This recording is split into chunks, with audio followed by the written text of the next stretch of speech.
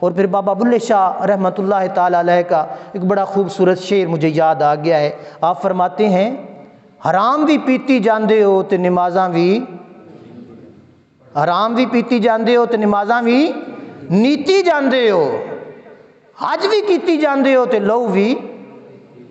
ہمارا یہ ٹرینڈ چل پڑا ہے نا، آج کا دور پرفتن دور ہے. جہدے کول کوئی 4 پیسے آ جاندے نے آدھے میں حج کر آواں، یا کر نہیں سکتا کسی نے کرا دیواں، چلو عمرہ کر آواں، کرا لیاواں. تو بابا بلے شاہ نے اس کی ترجمانی کی ہے.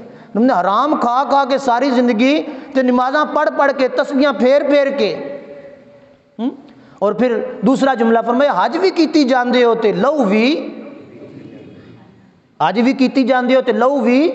حرام حلال کے درمیان فرق نہیں ہے، چوری چکاری کا ڈر نہیں ہے، کسی کا حق مارنے کا خوف نہیں ہے. سارا کچھ کر کے ہم لوگ سارا دن فراڈ دو نمبری کر کے مسجد آ کے لمبی تسبیح، سمجھ آئی؟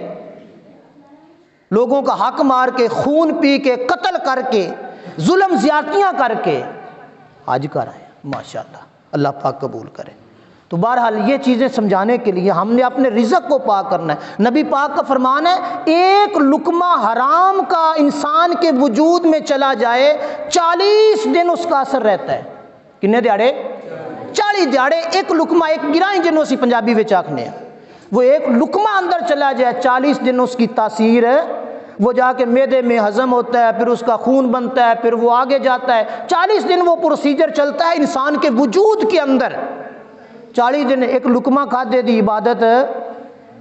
تو میں تے تسی غور کریے کتنیاں دے خون پیتے ہیں نے، کتنیاں دے حق کھادے نے، کتنیاں مزدوراں نال ظلم کیتے ہے، مزدوروں کی مزدوری نہیں دی ہوئی. یہ ظلم ہے، یہ زیارتیاں ہیں ساری. ہم نے ان کو مٹانا ہے تو پھر انسان بننا ہے.